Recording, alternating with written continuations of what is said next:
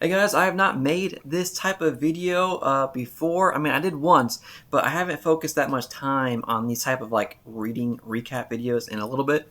And I wanted to change that and talk about, what have I been reading? What am I going to be reading? What am I currently reading? And also, how is my writing going? Because I do have a book out now. I am working on the sequel, and I wanted to talk about how it's going if you're interested in learning more about my writing as well. So, without further ado, for the first section, I just want to talk about what have I been reading. Now, I'm going to talk about a little bit the past couple months because I haven't made this video in a while. I think this is like my second TBR type of video on the channel, which is a bit sad because I do not talk about every single book that I read, and I want to talk about that. I want to change that. So, starting off strong, the first book that I finished a couple months ago is going to be The Last Argument of Kings by Joe Abercrombie, a huge name in the fantasy genre. This is the book 3 in that trilogy, the First Law trilogy, and I had a really fun time finishing this series, seeing the characters grow, returning to some of my favorite characters being Galacta, and just seeing our characters in a new environment, a new position. It was a lot of fun, and the ending was definitely climactic. It was a bit crazy, and I had a blast with this one. I'm thinking of making a video dedicated to all 3 books, just talking about my thoughts in general on all 3. I did make a video already on book number 1, The Blade itself, where I did talk about my struggles with that book in particular, and how throughout the read, eventually it did win me over. That's why I continued in the series. With book 2 definitely being a step up for me, book 3 was a continuation of that step up. So just a really fun trilogy. And what's crazy is that I've heard from Joe Abercrombie, like the sequels or the spin-offs, or like I think it's like books that take place in this universe but they're standalones, are even like better. So I'm excited to continue with Joe Abercrombie. I know he has a new book out called like The Devils, which definitely appeals to me because I had a fun time in The Last Argument of Kings, and of course the other books I've read from him so far. So that's the first one I finished. I'm thinking about making a video dedicated to all 3 of them, but we'll see how that goes. Also, if you're enjoying this type of video where I give an update in terms of what I'm reading, writing, and going to be reading, leave me down like a fire emoji down in the comments below so I'll know that you're having a good time. If you're not having a good time, well, you can just leave me a skull emoji. So I get a good idea in terms of if you're having a good time or not, right? The next book that I finished earlier last month, in October, is going to be the first book in the Lord of the Rings series. And yes, this is my first time ever reading the Fellowship of the Ring. And I have to be honest here, the experience of me reading through this book has been very interesting, where I actually had to put it off for a little bit. But I am definitely making a full-on video review for this book because the experience of reading this and putting it off and rereading it and getting back into it was very interesting to me. And overall, super positive experience. Spoiler warning, my review is going to be very positive. But I had a really fun time. I'm actually reading the sequel right now, the Two Towers. I'm listening to the audiobook of that right now. But Lord of the Rings, my first time reading this series. I did read The Hobbit like last year, and I had an okay time with it. So I was interested in seeing, of course, an author who served as the cornerstone, as the foundation for so many books I've read up until this day. I wanted to read, of course, J.R.R. Tolkien, with, of course, Lord of the Rings being that series. So be on the lookout for that book, that review video in the future of me talking more in depth about this book here, being the Fellowship of the Ring. Next up is a book I don't have physically on me, but it's going to be my very first romantasy read, with that book being A Court of Thorns and Roses by Sarah J. Maas. This book in particular, I really wanted to experience it and read it because there's just so much hype around it, especially on Book Talk and romantasy readers. This book is everywhere. When you go into a bookstore, this book is like, the author as well is just plastered. Usually has their own section of just Sarah J. Maas books. So I wanted to get in on the hype and check it out and just read it. So I did finish it, I think 2 months ago now. And to be honest, when I talked about reading this book online, people were either saying, yeah, it's good, or no, it's complete trash. So I was not really going into it with high expectations. So when I did read through it, I'm making a video for this one too. I'm definitely making a video for this book because I thought, again, it's another book that's a really interesting reading experience. Coming from generally a sci-fi reader and a fantasy reader specifically, at least the books I usually lean towards, this has elements of fantasy, absolutely. So I wanted to talk about this more in depth, but overall, I did not have a bad time. So we'll leave it at that. I'm looking forward to talking about this one a little bit more and getting into my thoughts on it in a dedicated video. But A Court of Thorns and Roses, I had an okay time, right? It wasn't bad. It wasn't trash in my opinion. From what I've heard is that the story really picks up in book number 2, where it just goes into a full new direction. Maybe not a new direction, but it really picks up in terms of the quality and the story itself. That's going to be A Court of Thorns and Roses. Finished that not too long ago. Right after that book, I finished a book by E.J. Doable, which I do not have on me, but it's book 2.5 in the Blood and Steel saga, with that one being called The Knife of Sorrows. This is a novella. I say novella, but it's really a 280-page book, so it's not that short of a book. I guess it can be considered short for a fantasy, epic tale, because some fantasy books are freaking massive. So 280 pages isn't that huge of a chunky book. But this is a guy, he is an instant buy author for me. The Knife of Sorrows, book 2.5, it's a book that's going to be right in between book 2 and 3 in the main series. And my goodness, this deserves to be read. If you're a fan of E.J. Double at all, this was fantastic storytelling. It's really between two different characters, two different POVs that converge at the very end in an electrifying finale, and I loved it so much. E.J. Double has a gift for writing, and if you have not read him just yet, I highly, highly recommend it. So be on the lookout for book 3. I think he's going to come out next year, and it's going to be pretty massive in terms of the page count as well. Right after that, I listened to the book of Hyperion, my favorite book of all time, because I wanted to reread it real quick because I was going on Quinn's Ideas podcast.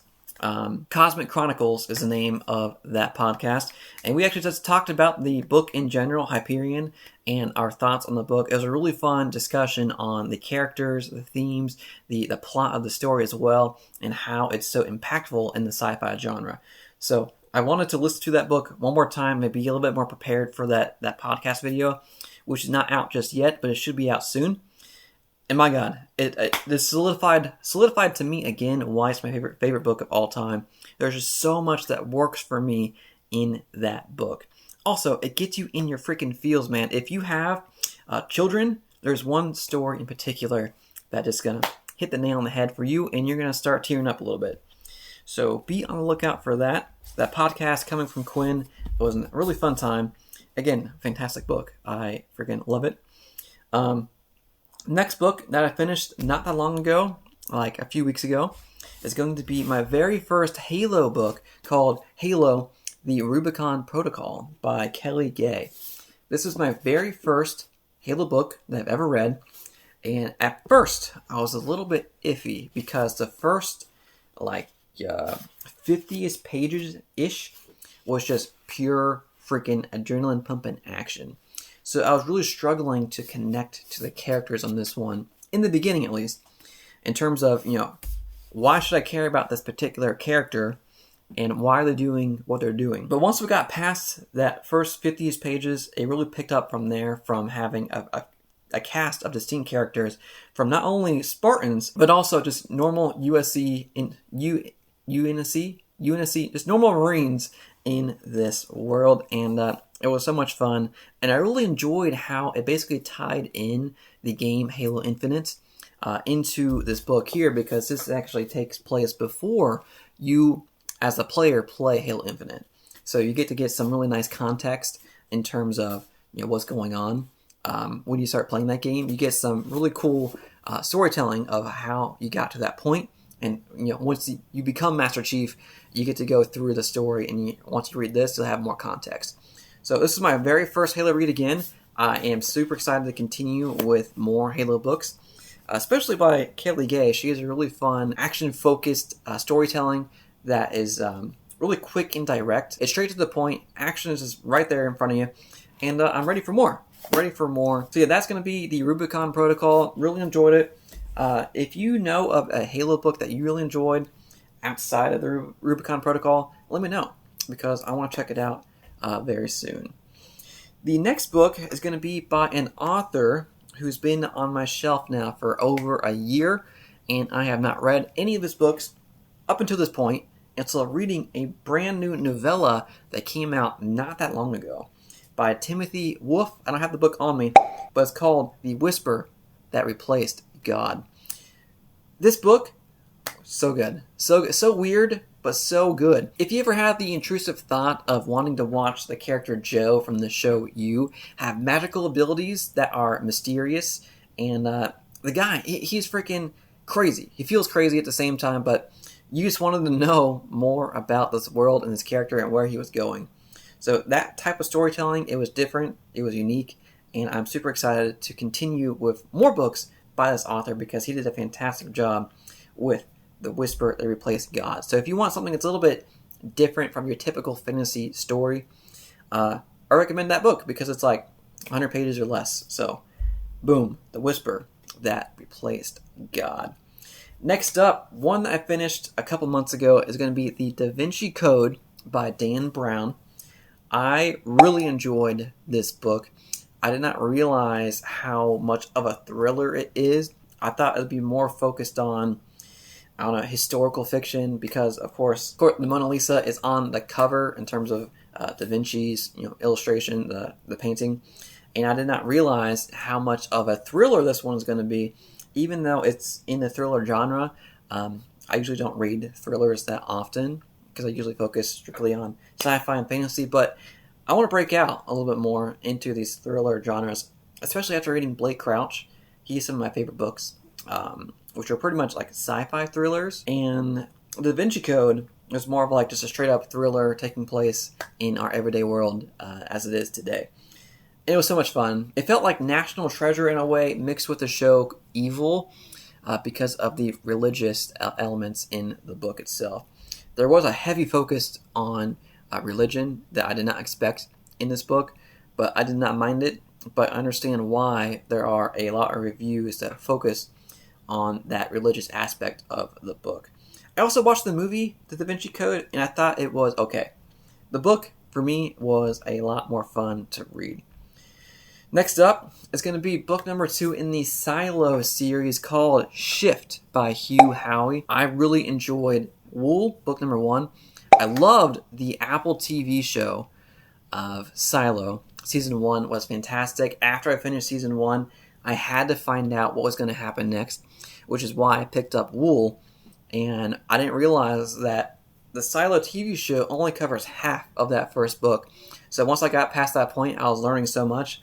I was thinking, holy crap, this is awesome. So I finally got to a point when I finished Wool. I said, you know what? Now's a good time to check out Shift. And I had a good time. It was not what I was expecting from a sequel.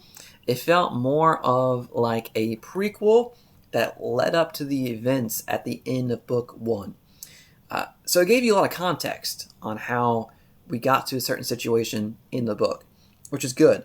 But it was not what I was expecting. I still enjoyed it though, and I'm looking forward to talking about that book a little bit more, and also seeing how the third book is compared to the first 2. The next book is going to be book number 6 in the Dresen Files, being Blood Rites. This is, again, another book, of course, in the Dresen Files series, so there's a few things that I expected when coming into this book. Of course, a lot of humor, a mystery, a case that he has to solve, and then something coming up out of nowhere that changes the day for him, and he has to focus on that for a little bit, and also him not being able to sleep. And it had all that for me, but it was not my favorite book in the Dresen Files so far. I think my favorite one is either Stormfront still or Full Moon, or maybe book 3. I enjoyed all of them, but Blood Rites was not my favorite one just yet.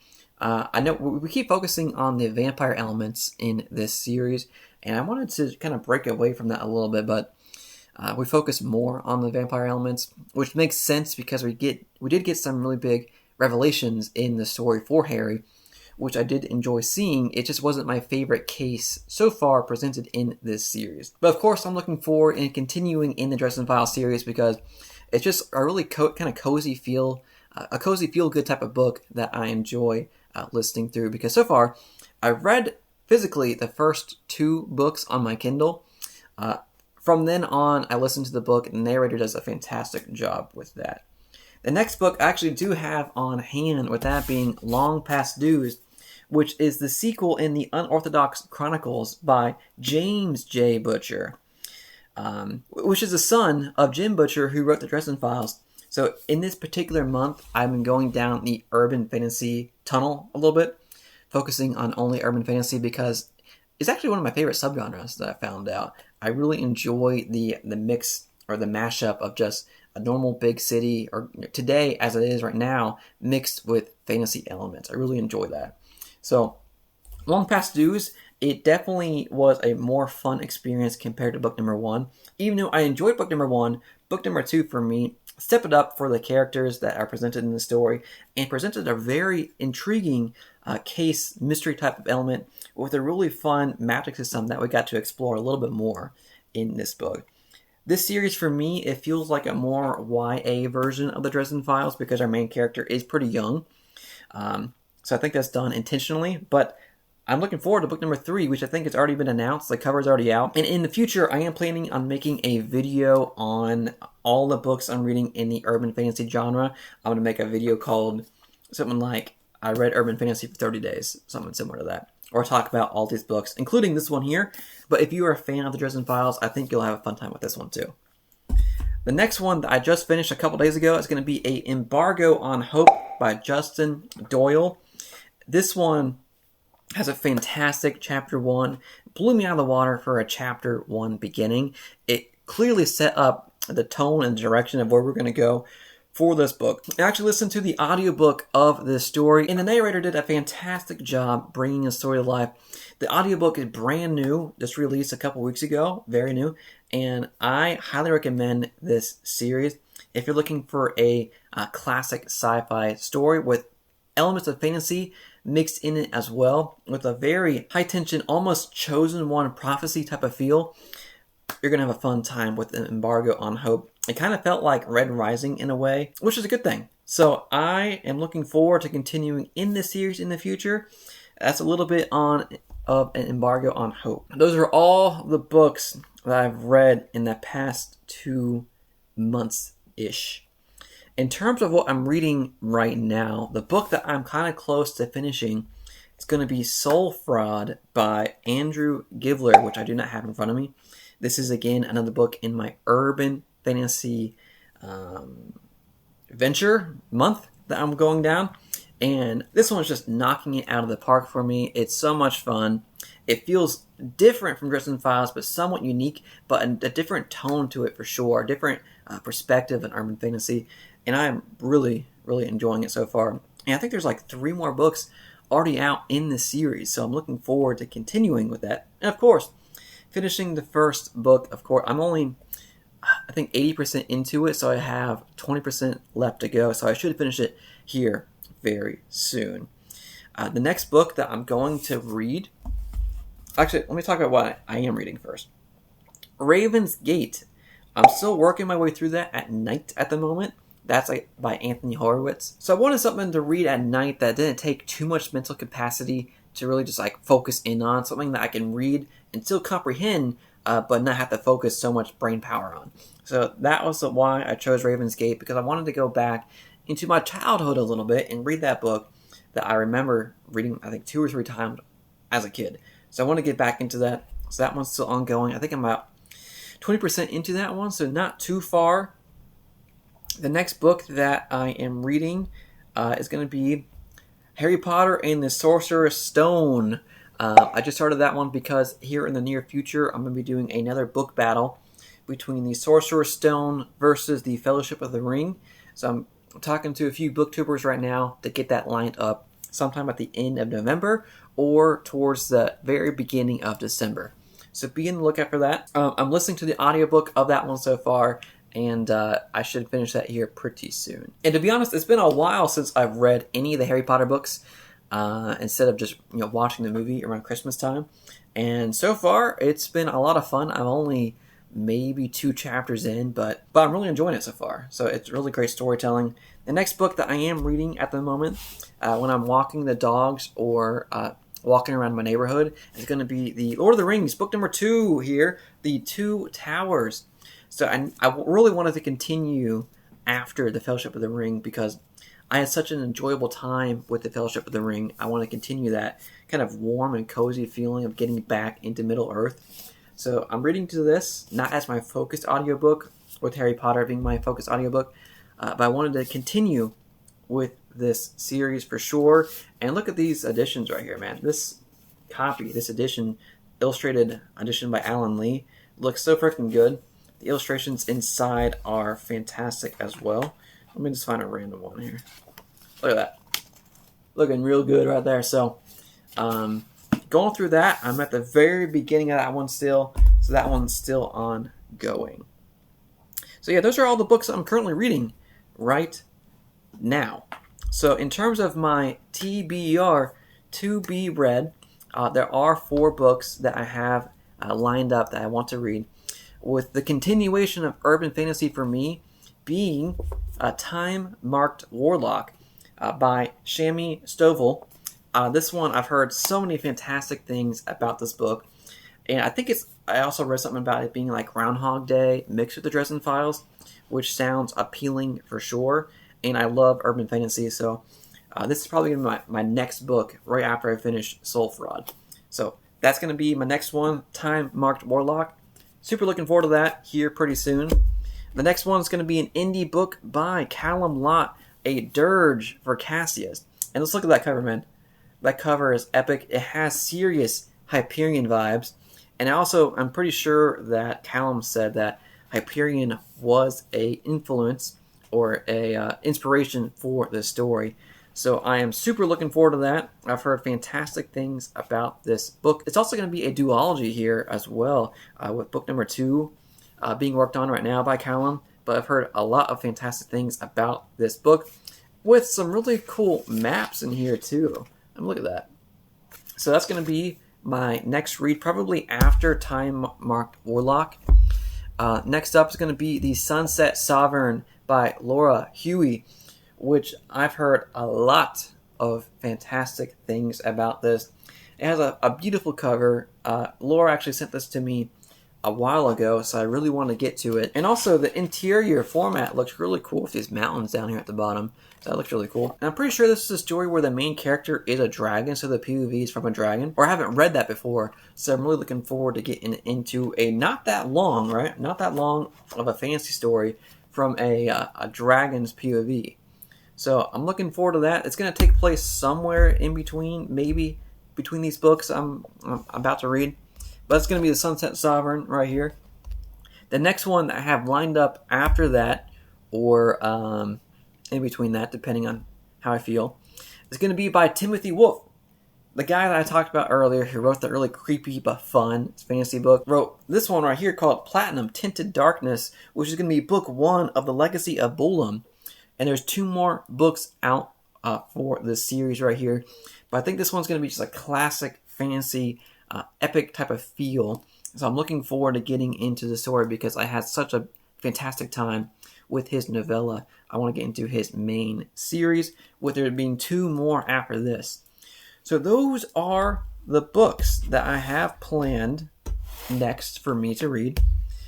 Platinum Tinted Darkness right here, Sunset Sovereign, A Dirge for Cassius, and Time-Marked Warlock. So I'm looking forward to getting to those here pretty soon. And I think I'm finally at a point in this video where I can talk about my writing update in terms of how my book is going, how the sequel is coming, and talk about my series. With that being, of course, the Tendrils of Chrome series. This is book number 1 right here, Falling into Oblivion, which came out only 1 month ago. It's been exactly a little bit over a month, like 1 month and 2 days, since this book came out. And update on that, I just got the audiobook proof back like 2 days ago, and I'm listening through that right now, and it's so freaking good. The narrator, Stephen Hendricks, is blowing it out of the water with that story. His performance is extraordinary. He's delivering so much emotion and just overall feeling to the words and the dialogue. I'm super looking forward to getting the audiobook of this story out. If you are an audiobook listener, I think you'll have a really fun time with his performance, and hopefully you enjoy the story as well. So that's a quick little update for Falling into Oblivion. Audiobook coming out here very soon. In terms of how my writing is going, I am actively working on book number 2. The title I have not released just yet, but I do have a title in mind. It's going to be ROM. That's going to be the acronym. The outline is done. I wrote the first 4 chapters, and it's been so much fun to get back into the writing mode, because once you finish your first draft of your book, from there it's just continually drafting it into different editions, different drafts with your editing team, your beta read team. So it's been a lot of time inside of this book. So I'm really happy to get back into drafting a new story. It's really a fantastic feeling when you get to a point in a book where you're just having a blast, getting whatever is in your mind onto a page and it actually sounding good. And with book number 2, I am targeting around 80,000 words.